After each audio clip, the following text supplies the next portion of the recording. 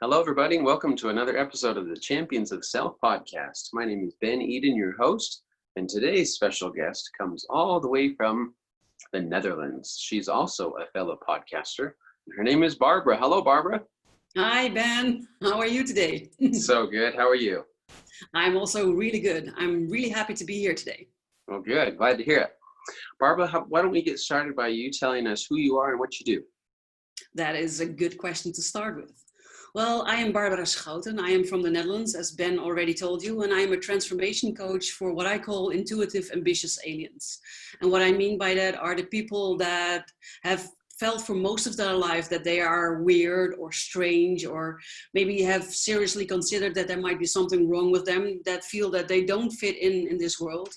That have trouble connecting with other people, but feel like they are here with a mission and that they have a calling that they want to do something with. And I specialize in accepting yourself, in being or becoming your authentic self, and then creating a life and preferably a business for yourself that makes your heart sing. Wow, very good. And you also have a podcast, right? Yes, that's true. My podcast is called 100% Yourself with Barbara. And as the title may give you a clue, it's about being 100% yourself and being your authentic self and accepting and embracing yourself with everything that comes with it. And not only accepting it, but also learning to just be proud of who you are. I like that part, being proud of who you are. That's huge. Yes. Before we get into some of the things that you teach, what got you into all of this? What made you want to be a person to help people with this? Well, like most people, or especially like most highly sensitive people, I never knew what I wanted to be when I was in high school or middle school or even basic school. I couldn't answer the question, and that made it so that I ended up in a job, and from that job I went on to another job and then another job, but I never really felt like I was living my calling, that I was doing what I was meant to do here. And it did put a big strain on me, combined with a lot of other things, and eventually that ended me in a huge burnout. And that was my wake-up call. That was the moment that I needed to look at myself and admit to myself that what I was doing was just not working, and that I needed to do some serious soul searching to find out what then? If I don't want to do this, then what else do I want to do? And what came out of that is that I love helping people. I love seeing people grow. I love giving people the tools they need to flourish and to go from unhappy to successful and happy and proud of themselves. And yeah, that's what led me to this path, what I'm doing right now. Awesome. In your podcast that you have HSP, and you mentioned just barely the highly sensitive people. For Yes. people who are hearing this, you and I talked about it, where they might get it mixed up with the term overly sensitive. So what do you mean by highly sensitive people? Yes. Highly sensitive people, it's a term that was discovered or founded by psychologist Elaine Aron. And she discovered that about 20% of the world's population has a more finely tuned nervous system. So that means that our sensory antenna picks up more information. So in the same situation, they actually proved this with an MRI scan. They put a highly sensitive person and a non-highly sensitive person under the MRI and showed them the same audio fragments, the same video fragments, and the same photos. And then they see that there are much more areas in the brain that light up for the highly sensitive person compared to the non-highly sensitive person. So that literally means that we hear more, we see more, we feel more, we smell more, we taste more, and we experience more. So that also means that there's just so much more information coming in from all your senses all of the time. And that also means that you have to process all that information. And that's the second part of being highly sensitive. We also process with a much higher speed and much more in depth than the non-highly sensitive person does. So HSP stands for highly sensitive persons or highly sensitive people, and we make up of about 20% of the world's population. So what you were saying, if only 20% of the world's population fall into this category, that might be why they might consider themselves weird, right? Different than others, Exactly. maybe an alien, because it's like, well, I see these things, I experience these things, but it seems like majority of the world doesn't. So Yes. therefore I'm different and I don't know how to handle it, right? Spot on. Yes. Okay.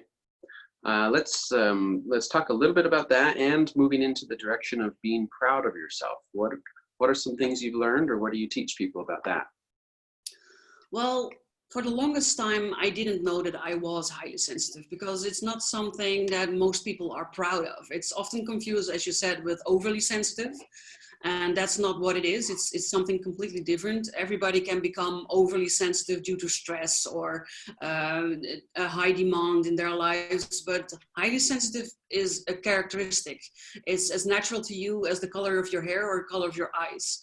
So it's very important that you know it's not a disease. It's not something that you can get rid of or that you should want to get rid of, even though that is what most highly sensitive people experience, especially when they don't know that they are highly sensitive, or when they have just found out but don't really know how to cope with it yet.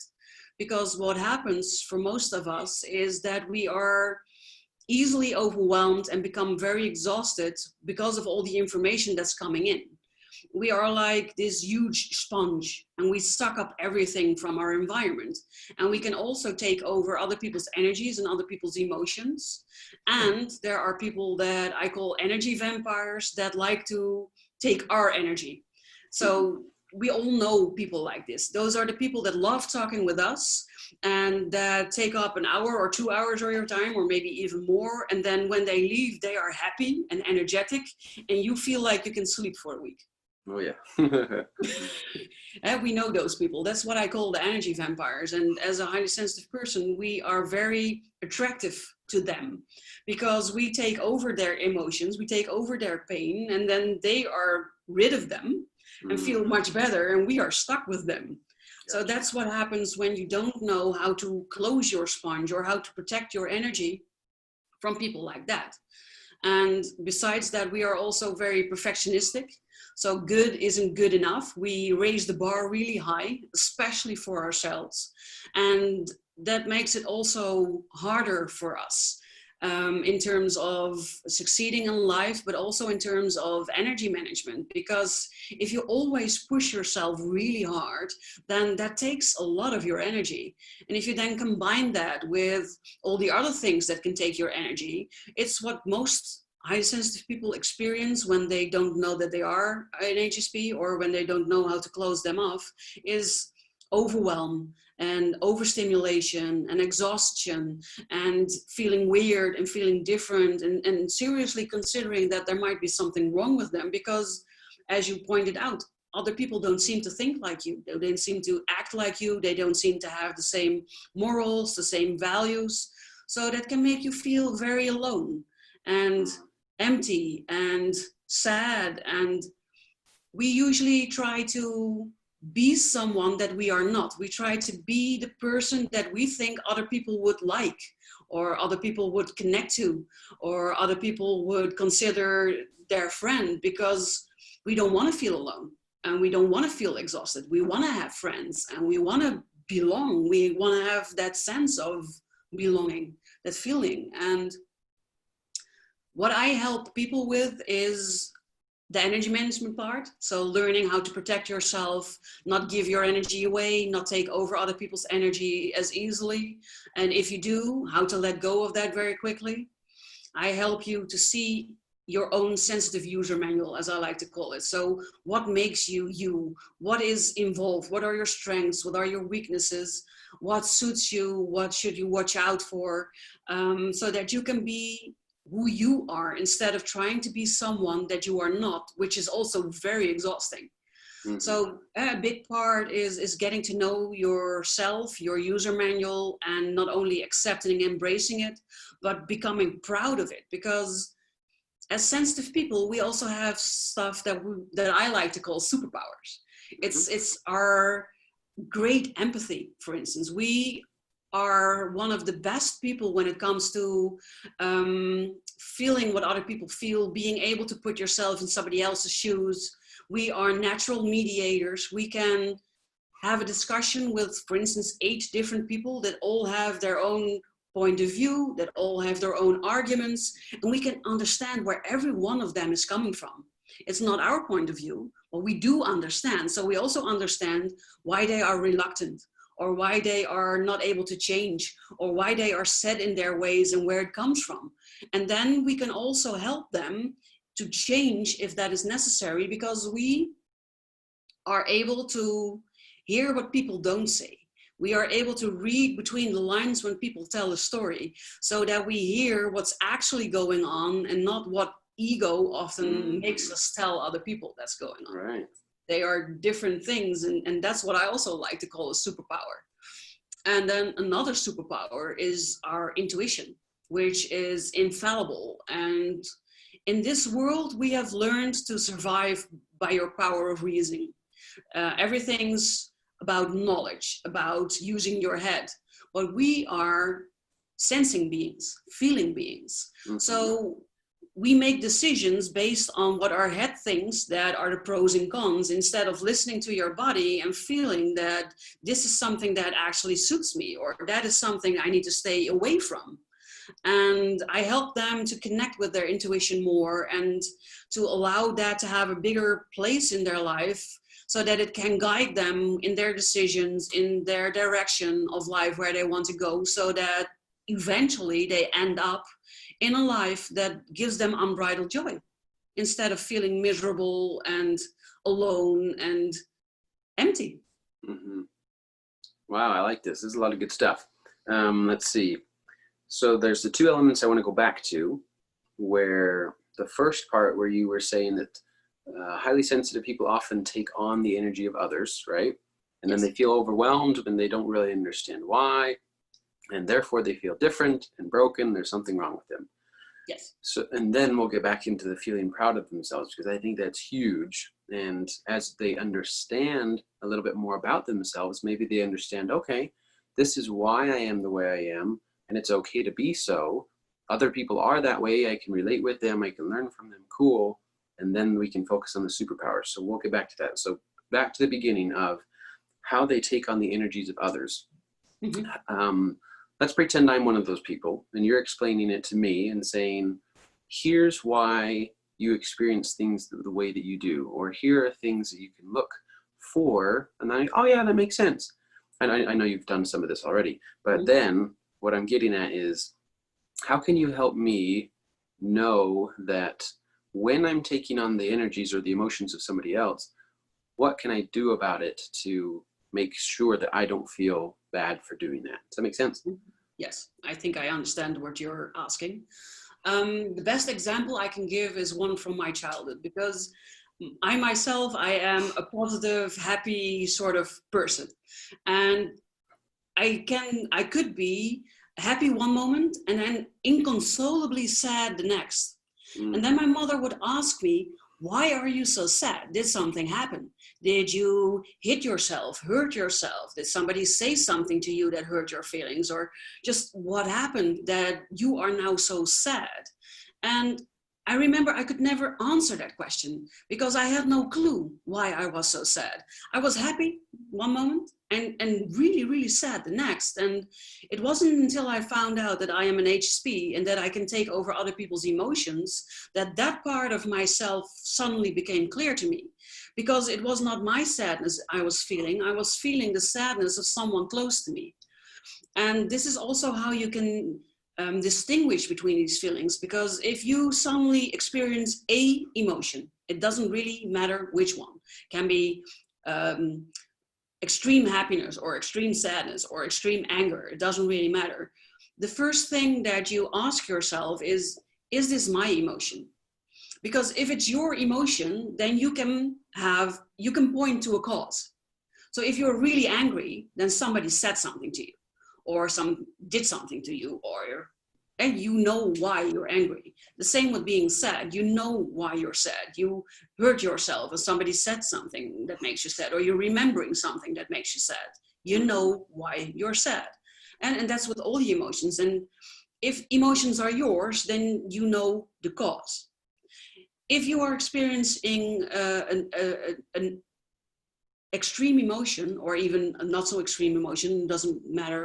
I'm realizing now that I'm saying it, but if you're experiencing emotion and you don't know what the cause is, you cannot think of any reason why you are feeling angry, or you cannot think of any reason why you're feeling sad, then chances are that you are feeling something from somebody else. So that's also a question you can ask yourself. Am I experiencing somebody else's emotion? And your intuition, so the signals in your body, will tell you yes or no. And that's why, or one of the reasons why, it's so important to be more in touch with yourself and your emotions, because then you can answer these types of questions for yourself. And when you are experiencing sadness that is not yours, then you can immediately make the decision to stop feeling it, because it's not yours. And you don't have to search for the why. So you don't also have to provide a solution for the why, because there is no why. It's not your emotion. And then you can let it go. It's as simple as that. Just realizing it's not my emotion, it's somebody else's. Whew, relief, let it go. Mm-hmm. Have you heard of the term empath, being Yes. an empath? Or would you say these are the same thing, or are they different? Yes, no, I think it's largely the same thing, because highly sensitive people are empaths. Okay, very good. Yeah, because I've been talking to a few people recently that they've started to talk about being an empath. And so, yeah, if this makes sense to them, I think it will. Very good. So big to realize whose emotion it is, if it's theirs or if it's not, thinking about where it might have come from, what it might be telling them, and giving them permission to say, this isn't mine, so I don't have to feel this way. Is that right? Yes, exactly. Very good. So a lot of this, what I've learned is that if you stay in your mind, that it's really tough. You can get lost. You're like, oh, I know it's not mine, but I still feel it. So now I'm confused and I just don't know what to do.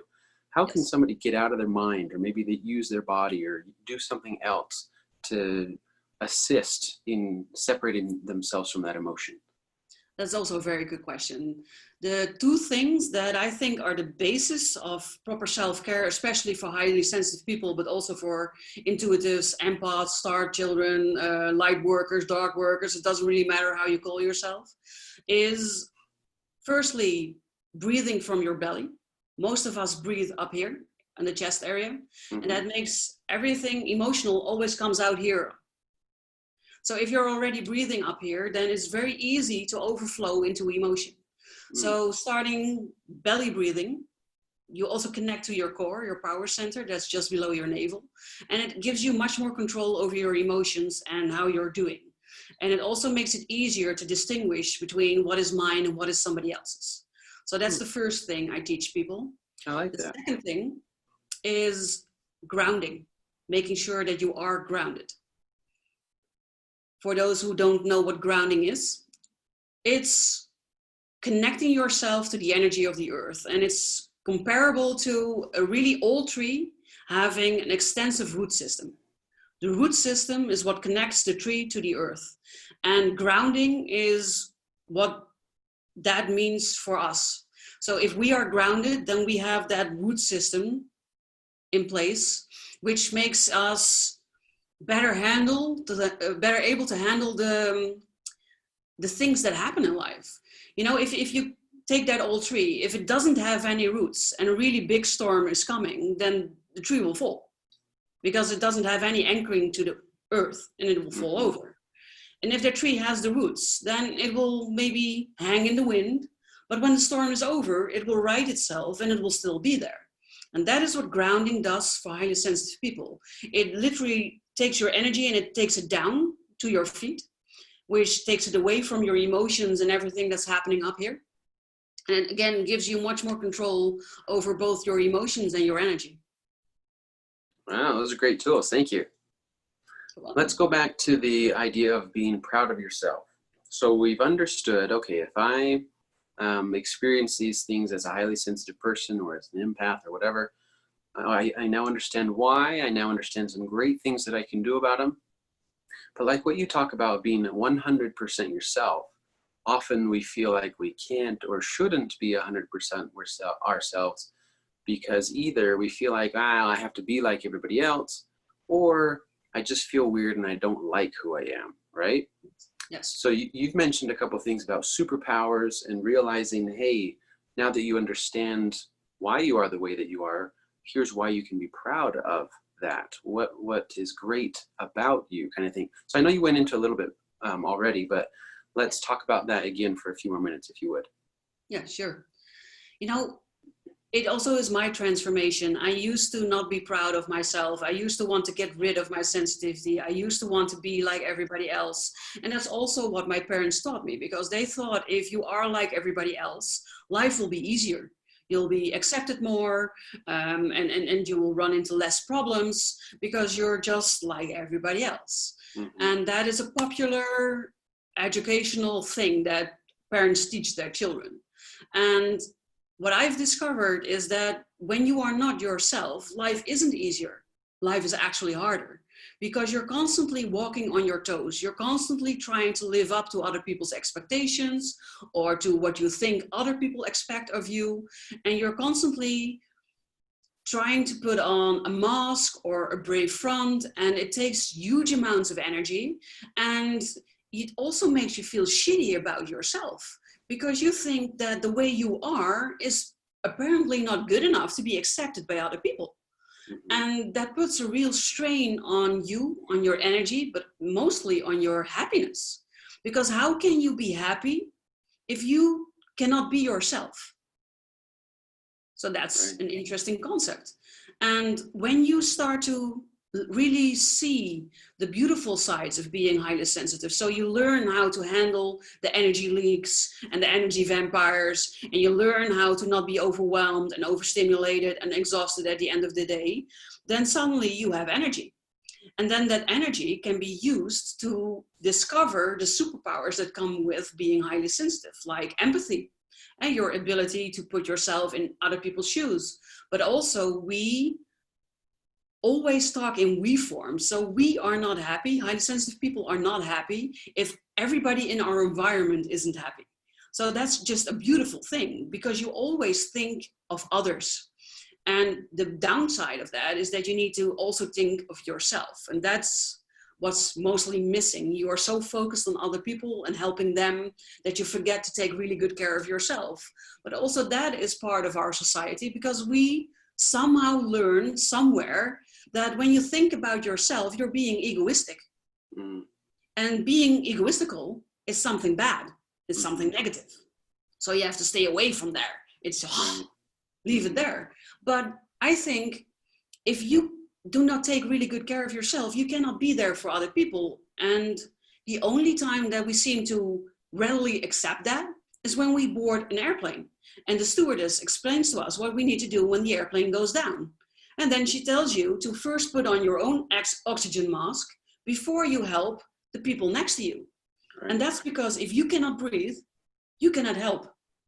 And that's the same with taking really good care of yourself. If you do not make sure that you're in the right energy, that you're in the right frame of mind, that you feel happy, how can you be there for other people? Right. That's just not possible. So it's about learning everything there is about yourself and then discovering that the things that you thought were negative or that you wanted to get rid of can be easily managed with some simple tools, some simple techniques. And then you have all this space to discover the things that make you you, the things that make you great, because I believe that everybody is great in their own way, but they just need to trust in themselves enough to show it to other people. Because what most highly sensitive people want is to be accepted. But how can you accept someone that does not accept themselves? Yeah. How can you expect other people to like you if you are not being yourself? If you are not showing them who you are? Right. It's not possible, right? No kidding. No, this is good, and I think it'll be helpful for some of the listeners. You have mentioned a couple times, when you were younger. For the benefit of the listeners, I wonder if you could tell us, through your experiences and what you and I talked about before, often when we have these emotions and we don't fully understand them, then we start to turn to unhealthy coping mechanisms to try to make us feel better, right? Yes. Can you tell us, either from your personal experience or maybe from some people that you've worked with, what kind of coping mechanisms did you turn to try to, flee from how you were feeling? And then how did you learn to overcome those? Mhm. Well, what I often see and what I did for the longest time myself is that you are talking to yourself in a bad and demeaning way. So you're saying, oh, you're always so stupid. Oh, you can never do this. Oh, you will never amount to anything. And that's basically talking yourself down. So other people are already not connecting with you because you're not being yourself, and they sense that on some level. And then you take that as proof that there's something wrong with you, or proof that you are not good enough the way you are. And that's already bad. But then you add to it by talking to yourself that you are not good enough and that you're a worthless person and that you should not be alive, or things in that direction. And it can be severe or less severe, but we tend to not be nice to ourselves in the way we talk in our heads. So that's one thing that often happens. And what then often happens is that we try to flee reality. And that can look like a drinking problem or a drug problem, or it could be sexual problem or addiction problem of any sort. Is what usually happens when we try to flee in an unhealthy way from the things that are going on in our lives. So that's what I see most of the time happening. I've had multiple people come to me that were on the verge of just wanting actually to not live anymore. I wanted to say commit suicide, but that's not it, because they cannot actually commit suicide, but they feel like their life has no point and that they don't want to go on living because they're just so incredibly unhappy and the world seems so incredibly unfair that they just give up, sort of. Mm-hmm. That's what I see happen a lot. And what I did for myself and what I do for those people is to reconnect you with the wonderfulness that is you. Right. It's one of the modules also in my online program, for instance. I call it Unleashing Your Awesome. Because everybody is awesome and you just need some help to see how awesome you actually are. Right. Oh, that's huge. I think that's super good to hear. Thank you. Well, Barbara, we've had a good discussion. Is there anything else you'd like to add before we wrap this up? Well, not much. I think I already gave people a lot to think about, but if anything resonates with someone that's listening and they want to talk with me, for instance, about it, I offer a free clarity call so that you can just connect with me and tell me that that might be something that you're interested in. And then we can just talk from human to human and see if there's anything I can do for you. And I will already give you some tips and pointers in that first conversation. And I want you to know that you're not alone. You're not alone in feeling this. You're not alone in experiencing this. And if you are ready to step out of it, if you are ready to create a life for yourself that makes your heart sing, then just reach out. It's free and you never know what it could lead to. What a great invitation. And how can they do that? How can they connect with you on social media? Well, I am on all major social medias on under HSP Coach Barbara, and that's also my website, www.hspcoachbarbara.com, and Barbara with an E in this case instead of 3 A's. So they can connect with me in that way. Mm-hmm. Awesome. Well, thank you again, Barbara. This has been a great conversation. And all you listeners, thank you for joining again another episode of the Champions of Self podcast, and we will talk to you next time.